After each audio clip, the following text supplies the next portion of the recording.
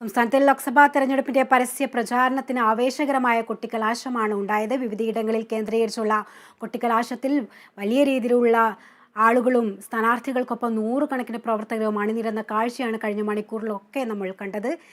ഇതിൻ്റെ കൂടുതൽ വിശദാംശങ്ങൾ നൽകാൻ ആദ്യം തന്നെ നമുക്ക് കോഴിക്കോട് നിന്നും മേഘന മുരളി നമ്മളോടൊപ്പം ചേരുന്നുണ്ട്. മേഘന, 1.5 മാസം നീണ്ട പരസ്യ പ്രചാരണത്തിനാണ് കൊട്ടിക്കലാശം സമാപനം കുറിച്ചത്. വലിയ രീതിയിലുള്ള ആവേശം തന്നെയാണ് നമ്മൾ കോഴിക്കോട് ജില്ലയിൽ നിന്ന് അടക്കം നമ്മൾ കണ്ടത്. ഇനി നിശബ്ദ പ്രചാരണത്തിലേക്ക് നീങ്ങിയിരിക്കുന്നു. എങ്ങനെയാണ് ഇനി നിശബ്ദ പ്രചാരണത്തെ സ്ഥാനാർത്ഥികൾ വോട്ടുറപ്പിക്കാനുള്ള ശ്രമങ്ങൾ നടത്തുക?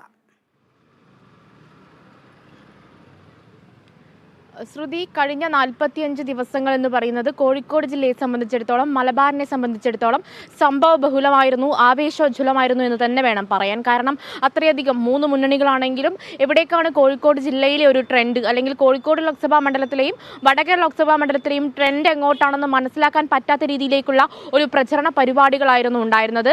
അത്രയധികം ആവേശോജ്വലമായിരുന്നു. അതായത് ഈ 45 ദിവസങ്ങൾ, തിരഞ്ഞെടുപ്പ് പ്രഖ്യാപിക്കുമ്പോൾ കുറച്ചധികം ദിവസങ്ങളുണ്ടെന്ന് തോന്നിപ്പിച്ചെങ്കിലും ഈ 45 ദിവസങ്ങൾ കടന്നുപോയത് സ്ഥാനാർത്ഥികൾക്കോ മുന്നണി പ്രവർത്തകർക്കോ നമ്മൾ മാധ്യമ പ്രവർത്തകർക്കോ വലിയ ഒരു നിശ്ചയം ഉണ്ടായിരുന്നില്ല എന്ന് വേണം കരുതാൻ. കാരണം അത്രയും സംഭവബഹുലമായിരുന്നു. എല്ലാ ദിവസവും ഓരോ വിഷയങ്ങളും ഓരോ പ്രചരണ പരിപാടികളും ഒക്കെ ആയിട്ട് കളം നിറഞ്ഞ സ്ഥാനാർത്ഥികളും ഉണ്ടായിരുന്നു. അതിൻ്റെ ഒരു പര്യവസാനമാണ്, അതായത് ആവേശോജ്വലമായി കൊട്ടിയൊഴുകുകയാണ് ഈ ഒരു കൊട്ടിക്കലാശം എന്ന് പറയുന്നത്, പരസ്യ പ്രചരണം എന്ന് പറയുന്നത്. കഴിഞ്ഞ ഒരു 2 മണിക്കൂർ എന്ന് പറയുന്നത് കോഴിക്കോട് ജില്ലയിലെ പ്രധാനപ്പെട്ട കൊട്ടിക്കലാശം നടന്ന കേന്ദ്രമായ പാളയത്തും വലിയ രീതിയിലുള്ള ഒരു പരസ്യ പ്രചരണത്തിന്റെ അല്ലെങ്കിൽ ഒരു കഴിഞ്ഞ 45 ദിവസങ്ങൾ അവർ മുന്നോട്ട് വെച്ച എല്ലാ ആശയങ്ങളുടെയും നിലപാടുകളുടെയും ഒക്കെ ഒരു പര്യവസാനം പാളയത്ത് ഉണ്ടായി എന്നുള്ളതാണ്. മറ്റൊരു കാര്യം, കടുത്ത ചൂടായിരുന്നു കോഴിക്കോട് ജില്ലയിൽ. ഈ ചൂടിനൊക്കെ അതിജീവിച്ചുകൊണ്ടാണ് വലിയൊരു രീതിയിൽ ഒരു പ്രചരണവും മറ്റും കാഴ്ചവെക്കാനായത്. ഇന്ന് രാവിലെ പരസ്യപ്രചരണം അവസാനിക്കുന്നതിന്റെ അവസാന ദിവസമായിരുന്നു. അതുകൊണ്ട് തന്നെ ഇന്ന് രാവിലെ തൊട്ട് സ്ഥാനാർത്ഥികൾ അവസാനവട്ട ഓട്ടപ്പാച്ചിലായിരുന്നു. ഇനി കാണാത്തവരെ ഒന്നുകൂടി കാണുക,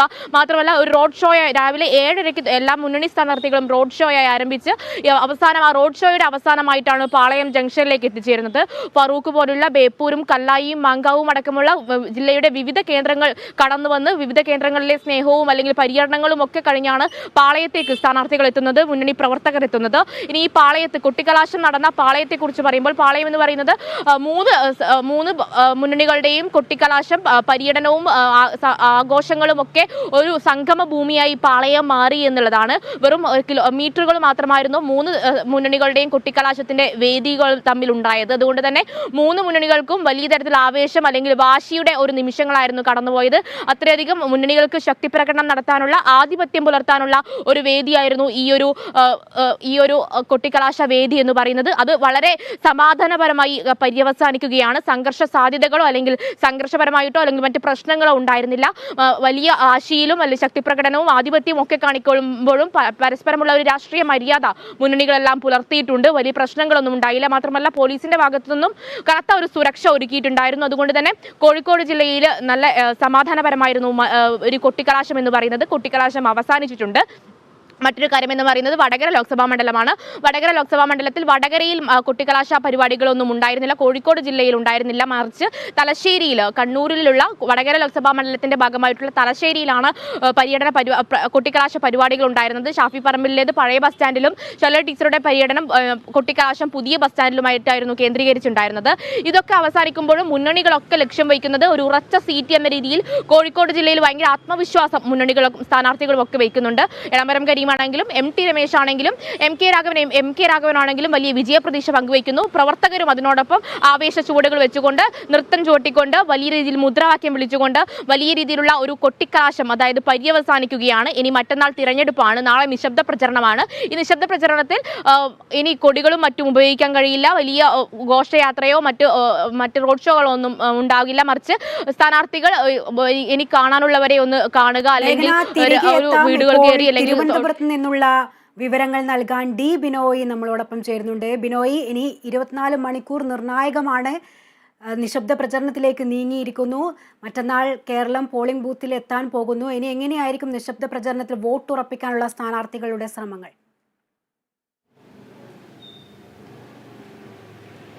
ശ്രുതി, നാളെ ഒരു ദിവസം, അതായത് അടുത്ത് വരാൻ പോകുന്ന 24 മണിക്കൂർ സമയം സ്ഥാനാർത്ഥികൾ വളരെ ശ്രദ്ധയോടുകൂടി മാത്രമാണ് ഉപയോഗിക്കുക. കാരണം ചില പ്രത്യേക സ്ഥലങ്ങളിൽ നിന്നുള്ള വോട്ടുകൾ ഉറപ്പിക്കുക, ചില പ്രമുഖ വ്യക്തികളെ അല്ലെങ്കിൽ പ്രമുഖരെ കാണുക, അവരുമായി ബന്ധപ്പെട്ട് കഴിഞ്ഞാൽ കിട്ടാവുന്ന വോട്ടുകളുടെ കാര്യത്തിൽ ഉറപ്പുവരുത്തുക, ഇതൊക്കെയാണ് നാളെ സ്ഥാനാർത്ഥികൾ ചെയ്യുന്ന ജോലികൾ. അതേസമയം പ്രവർത്തകരാകട്ടെ അല്ലെങ്കിൽ ഇത്രയും നാൾ കൂടെ ഉണ്ടായിരുന്ന പ്രവർത്തകരാകട്ടെ ബാക്കിയുള്ള സ്ഥലങ്ങളിൽ കൂടുതൽ ആളുകളെ പോളിംഗ് ബൂത്തിലേക്ക് എത്തിക്കുന്നതുമായി ബന്ധപ്പെട്ടുള്ള കാര്യങ്ങളിലുള്ള ചർച്ചകളിലായിരിക്കും ഏർപ്പെടുക. എന്തായാലും കേരളം കണ്ടതിൽ വെച്ച ഏറ്റവും വലിയ ഒരു തെരഞ്ഞെടുപ്പ് പ്രചരണ പരിപാടിക്ക് സമാപനം കുറിച്ചുകൊണ്ട് കൊട്ടിക്കലാശം കഴിഞ്ഞിരിക്കുന്നു. ഇനി ഉള്ള 24 മണിക്കൂർ എല്ലാ സ്ഥാനാർത്ഥികളുടെയും നെഞ്ചിടിപ്പ് വർദ്ധിപ്പിക്കുന്ന മിനിറ്റുകൾ എന്ന് വേണമെങ്കിൽ പറയാം. കാരണം പരമാവധി വോട്ടർമാരെ തങ്ങൾക്ക് അനുകൂലമാക്കുക, ആ ലക്ഷ്യത്തോടു കൂടി അണികളെ ശക്തരാക്കുക, അതായിരിക്കും ആ അടുത്ത 24 മണിക്കൂറിലെയും പ്രവർത്തനം. തെക്കൻ ജില്ലകളെ സംബന്ധിച്ചിടത്തോളം വലിയ തരത്തിലുള്ള ഒരു പ്രചരണ പരിപാടിയും മത്സരവുമാണ് നമുക്ക് കാണാൻ കഴിഞ്ഞത്. പ്രത്യേകിച്ചും കേരളത്തിൻ്റെ തലസ്ഥാനമായ തിരുവനന്തപുരത്തെ 2 പാർലമെൻറ്റ് മണ്ഡലങ്ങളിലും VIP-കൾ തങ്ങളിലുള്ള മത്സരം അല്ലെങ്കിൽ ശക്തരായ സ്ഥാനാർത്ഥികൾ പങ്കെടുത്ത ത്രികോണ മത്സരം എന്ന് തന്നെ നമുക്ക് പറയാൻ കഴിയും.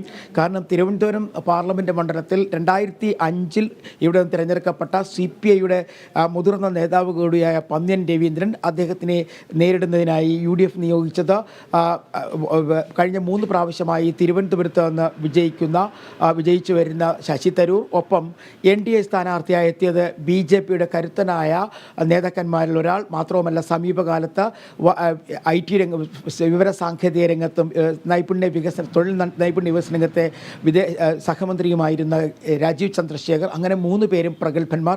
തൊട്ട് ആറ്റിങ്ങൽ പാർലമെൻറ്റ് മണ്ഡലത്തിലാകട്ടെ അവിടുത്തെ MP ആയ അടൂർ പ്രകാശ് കഴിഞ്ഞ പ്രാവശ്യം CPM-ൽ നിന്നും ആറ്റിങ്ങൽ പിടിച്ചെടുക്കുന്നതിന് വേണ്ടി കോൺഗ്രസ് നിയോഗിക്കുകയും ആ ദൗത്യം പൂർത്തിയാക്കുകയും ചെയ്ത അടൂർ പ്രകാശിനെ ഇപ്രാവശ്യം നേരിടുന്നത് തിരുവനന്തപുരം ജില്ലയുടെ CPM ജില്ലാ സെക്രട്ടറിയായ V ജോയിയാണ്. ഒപ്പം അവിടെ മത്സരിക്കുന്നത് കേന്ദ്ര വിദേശകാര്യമന്ത്രി V മുരളീധരനാണ്. അത്തരത്തിൽ 2 കേന്ദ്രമന്ത്രിമാർ തിരുവനന്തപുരത്ത് അല്ലെങ്കിൽ തലസ്ഥാനത്തിൻ്റെ വിവിധ പാർലമെൻറ്റ് മണ്ഡലങ്ങളിൽ മത്സരിക്കുന്നു എന്നുള്ള പ്രത്യേകത കൂടി ഉണ്ടായിരുന്നു. അതുകൊണ്ട് തന്നെ ദേശീയ തലത്തിലുള്ള നേതാക്കന്മാരുടെ വലിയ ഒരു സംഘം കോൺഗ്രസിനും BJP-ക്കുമായി പ്രസംഗിക്കാൻ എത്തിയിരുന്നു. CPM-നും അത്തരത്തിൽ ദേശീയ നേതാക്കൾ എത്തിയിരുന്നു എന്നുള്ളൊരു പ്രത്യേകത കൂടി ഉണ്ടായിരുന്നു. എന്തായാലും എല്ലാവരും ഒരുപോലെ തന്നെ വിജയം ആഗ്രഹിക്കുന്നു, വിജയം പ്രതീക്ഷിക്കുന്നു എന്ന് തന്നെ നമുക്ക് പറയാൻ കഴിയും. അത്തരത്തിലുള്ള ഒരു പ്രവർത്തനം, അത്തരത്തിലുള്ള ഒരു ത്രികോണ മത്സരമാണ് ഈ 2 പാർലമെൻറ്റ് മണ്ഡലങ്ങളിലും നടന്നത്. തൊട്ടടുത്ത് നമ്മൾ ആറ്റിങ്ങലിലേക്ക് കൊല്ലത്തേക്ക് പോവുകയാണെങ്കിൽ കൊല്ലത്തും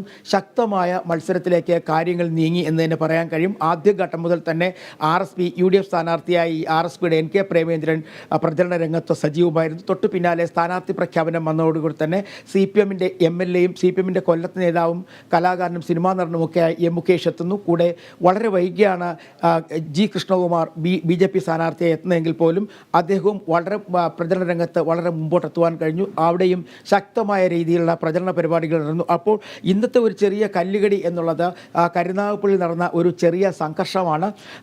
കരുനാഗപ്പള്ളി MLA CR മഹേഷിന് സംഘർഷത്തിനിടയിൽ തലയ്ക്ക് പരിക്ക് പറ്റിയിട്ടുണ്ട്, 4 പോലീസുകാർക്കും പരിക്ക് പറ്റിയിട്ടുണ്ട്. അത്തരത്തിൽ അവിടെ മാത്രമാണ് ചെറിയ ഒരു പ്രശ്നം അല്ലെങ്കിൽ ഒരു പ്രവർത്തകർ തമ്മിൽ UDF LDF പ്രവർത്തകർ തമ്മിൽ ഏറ്റുമുട്ടിയൊരു പ്രശ്നമുണ്ടായത്. പത്തനംതിട്ടയിലേക്ക് പോവുകയാണെങ്കിൽ പത്തനംതിട്ടയിലും ശക്തമായ മത്സരം നടക്കുന്ന ഒരു പാർലമെൻറ്റ് മണ്ഡലമാണ്. പ്രത്യേകിച്ചും CPM എന്ത് വില കൊടുത്തും ആ മണ്ഡലം സ്വന്തമാക്കും എന്ന് ഇറങ്ങിത്തിരിച്ചിരിക്കുന്ന മണ്ഡലം. അതുകൊണ്ട് തന്നെ CPM-ൻ്റെ കേന്ദ്ര കമ്മിറ്റി അംഗവും മുൻ ധനകാര്യമന്ത്രിയുമായ തോമസ് ഐസക്കിനെയാണ് അവിടെ ആ ദൗത്യം ഏൽപ്പിച്ച് നിയോഗിച്ചിരിക്കുന്നത്.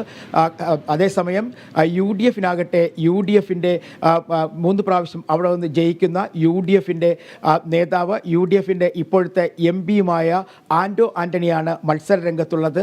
അവിടെ ഈ 2 പേർക്കും NDA-യുടെ സ്ഥാനാർത്ഥിയായി എത്തിയത് അനിൽ K ആൻ്റണി ആയിരുന്നു. ആദ്യമായി മത്സരരംഗത്തെത്തുന്നതെന്ന് മാത്രം പ്രത്യേകതയുണ്ട്. മാത്രവുമല്ല AK ആൻ്റണിയുടെ മകനാണ്. നേരത്തെ കോൺഗ്രസിൽ നിന്ന് BJP-യിലെത്തിയ ദേശീയ നേതാവ് കൂടിയാണ് അനിൽ K ആൻ്റണി. അങ്ങനെ അവിടെയും ശക്തമായ ത്രികോണ മത്സരത്തിലേക്കാണ് കാര്യങ്ങൾ നീങ്ങിയത്. എന്നാൽ 2-3 ജില്ലകളിലൂടെ കടന്നു പോകുന്ന മാവേലിക്കര മണ്ഡലമുണ്ട്. വലിയ ശ്രദ്ധയൊന്നും മാധ്യമങ്ങളിൽ പിടിച്ചു പറ്റിയില്ല എങ്കിൽ പോലും അവിടെയും നല്ല മത്സരമാണ് നടന്നത്. കാരണം 8 പ്രാവശ്യം ജയിച്ച MP ആയ കൊടിക്കുന്നിൽ സുരേഷിനെ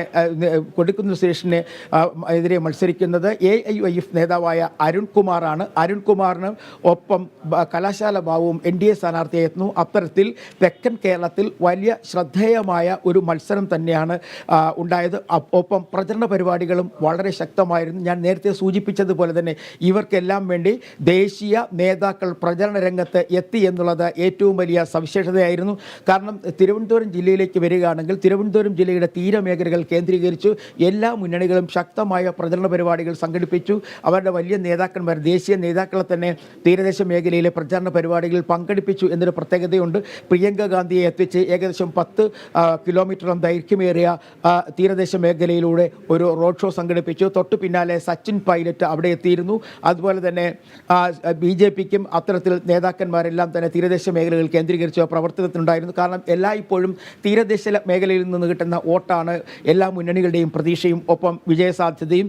അത്തരത്തിൽ അങ്ങനെ വിവിധ മേഖലകൾ കേന്ദ്രീകരിച്ചുകൊണ്ട് ഒരു അല്പം പോലും വീഴ്ച വരാതെ, എന്നാൽ ക്രമസമാധാന പ്രശ്നങ്ങൾക്കൊന്നും വഴിവെക്കാതെ തന്നെ 40 ദിവസം നീണ്ടുനിന്ന ശക്തമായ പ്രചരണ പരിപാടികൾ എല്ലാ മുന്നണികളും കാഴ്ചവെച്ചു എന്നുള്ളതാണ് ഈ തിരഞ്ഞെടുപ്പിൻ്റെ ഏറ്റവും വലിയ സവിശേഷത. സാധാരണ 1-2 വിഷയങ്ങളിൽ ഊന്നിയായിരിക്കും പ്രചരണ പരിപാടികൾ പോകുന്നതെങ്കിൽ, പ്രചരണ വിഷയമെങ്കിൽ ഇപ്പോൾ ഓരോ ദിവസവും ഓരോ വിഷയങ്ങൾ മാറി മറിയുന്നതും നമുക്ക് കാണാൻ കഴിഞ്ഞു. തുടക്കത്തിൽ സംസ്ഥാന സർക്കാരിനെതിരെ വലിയ തരത്തിലുള്ള ആരോപണങ്ങൾ ഉന്നയിച്ചുകൊണ്ടാണ് UDF എത്തിയത്. കാരണം ശമ്പളത്തിന് ഉള്ള കാലതാമസം, ഒപ്പം സാമ്പത്തിക പ്രതിസന്ധികൾ, അങ്ങനെ തുടങ്ങി നിരവധിയായ കാര്യങ്ങൾ ഉന്നയിച്ച് UDF വന്നപ്പോഴേക്കും LDFും അതേ നാണത്തിൽ തിരിച്ചടിച്ചു. കാരണം ശക്തനായ ഒരു നേതാവില്ലാത്ത കോൺഗ്രസിൻ്റെ നേതൃനിരന്തരത്തിലേക്കും തൊട്ടു പിന്നാലെ CAA അല്ലെങ്കിൽ പൗരത്വ നിയമ ബില്ല് ഭേദഗതി ബില്ലുമായി പറഞ്ഞതുപോലെ തന്നെ സമാധാനപരമായ കൊട്ടിക്കലാശം തന്നെയാണ് ഉണ്ടായത്. 40 ദിവസം നീണ്ട പ്രചാരണം തീരുമ്പോൾ കളം നിറഞ്ഞ് കവിഞ്ഞതിൻ്റെ ആത്മവിശ്വാസത്തിൽ തന്നെയാണ് മുന്നണികൾ. ഇനി നിശബ്ദ പ്രചാരണത്തിലേക്ക് കടന്നിരിക്കുന്നു. മറ്റന്നാൾ കേരളം പോളിംഗ് ബൂത്തിലേക്ക് എത്താൻ പോകുന്നു, വിധി എഴുതാൻ പോകുന്നു. അതിനുള്ള കാത്തിരിപ്പിലാണ് മുന്നണികളും സ്ഥാനാർത്ഥികളും.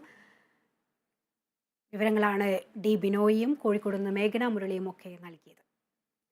കലാശക്കൊട്ടിനിടെ കൊല്ലം കരുനാഗപ്പള്ളിയിലും പത്തനാപുരത്തും UDF LDF സംഘർഷം. കരുനാഗപ്പള്ളിയിൽ കല്ലേറിൽ CR മഹേഷ് MLAക്ക് പരിക്കേറ്റു. ഇതിൻ്റെ കൂടുതൽ വിവരങ്ങൾ നൽകാൻ കൊല്ലത്ത് നിന്നും രാജീവ് നമ്മളോടൊപ്പം ചേരുന്നുണ്ട്. രാജീവ്, ചെറിയ രീതിയിലുള്ള സംഘർഷങ്ങളൊക്കെ ഉണ്ടായിട്ടുണ്ട്. പത്തനാപുരത്തും കരുനാഗപ്പള്ളിയിലും UDF LDF സംഘർഷം ഉണ്ടായി എന്നറിയാൻ കഴിയുന്നു. എന്തൊക്കെയാണ് വിശദാംശങ്ങൾ? ശ്രുതി, വൈകിട്ട് കലാശക്കൊട്ട് സമാപിക്കുന്നതിന് അല്പം മുമ്പാണ് UDF പ്രവർത്തകരും LDF പ്രവർത്തകരും തമ്മിൽ കരുനാഗപ്പള്ളിയിൽ സംഘർഷമുണ്ടായത്.